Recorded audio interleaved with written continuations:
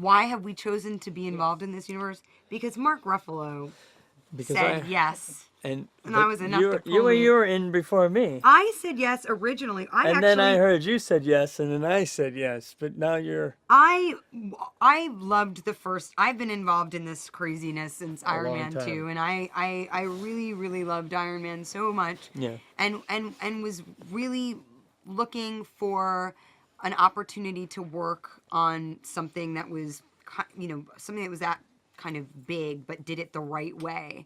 And that opportunity comes along very rarely. And to be able to get on board, with Robert in that stage I was very, very fortunate. I mean, I wasn't actually originally cast as the Black Widow, so I got kind of lucky.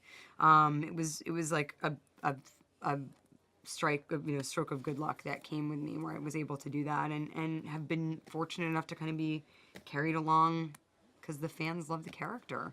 That's for sure.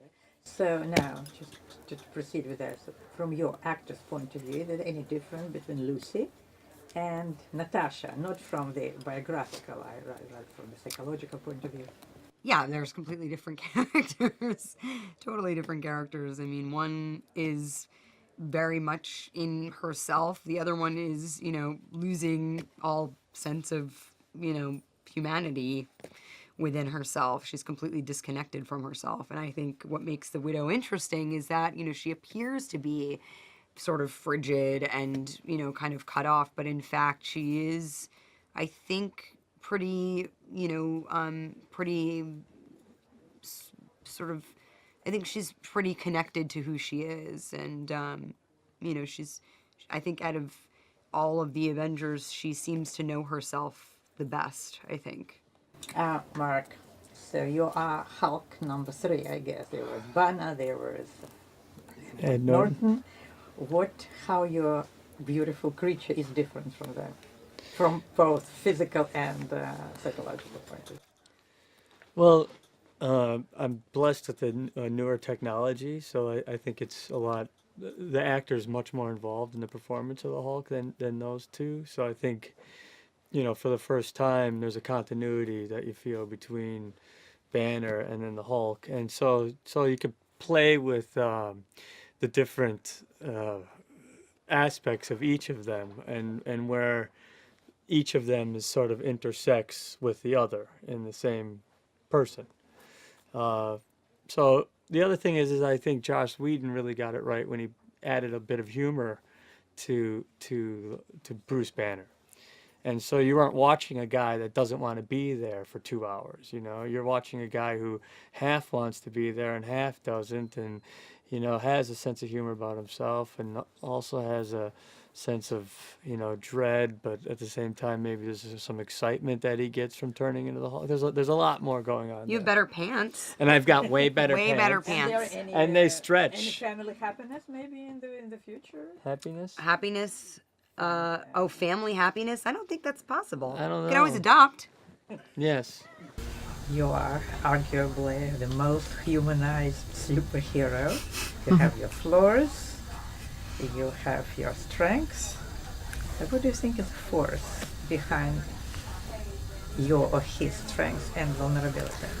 Well, there's one word, but I don't know if I could ultimately say it.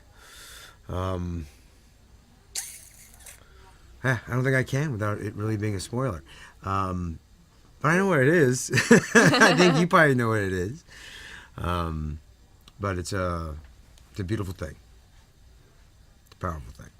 So he has, some new technology, some new upgrade in armors due to Tony, yeah? Yes. Yes. Yeah. There's some new little fun things, with different types of arrows, tips of arrows, and things that you can do, and it's sort of like a lot of utility you can do with that. It's wide open for that, which is awesome. And then there's a repeater, which is pretty cool. You'll see. I think you've seen it in some trailers where it says like 12, 13, 14 arrows, whatever the heck it is, and you can just fast fire repeater, which is kind of cool. So you're not just limited to like 50 arrows in the quiver. You got a bunch at the side, so it becomes a little bit more, it's some cool stuff. I like what they come up with. So you feel comfortable with that. Yeah, no, I think I love it. Yeah, it's fantastic. So Stan Lee by himself Mhm. became the mythological figure. Have you guys met him, discussed the things with him or not?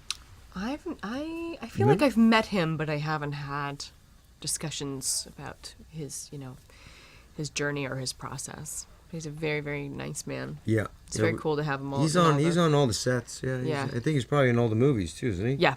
Yeah. Yeah, he's pretty how- awesome. I met him a few times, but never got to But sit you down. did Yeah, we've been so busy. Every time we're there, to actually sit down and have a chat. He's just, he's a really nice guy, man. So how was it to work with the director, with Jazz? How can you just talk about your experience, both of you? Yeah, for me, it's always amazing. He's the amount of knowledge that he has about this world is really quite incredible, and that's very helpful when you're when you're kind of lost in this world and you need information. He's always there to help you, and he's a great guide. And Yeah, I have a long relationship with him, and so he's a great barometer, on this type of movie for me. I think I did one take on almost everything in this movie outside of one little bit. And when he comes out of the tent and after watching, and he's smiling, to get him to have a big smile on a very stressful set and stressful day for him, he comes out with a big smile on his face. He's like, "Oh, okay, I felt good about it." He's like, "Yeah, I'm good." I'm like, "Okay, let's move on." So it was a very easy exchange. He knows what I wanted to do, and I know what he wanted, and we both felt good. Then why do it again? Let's go.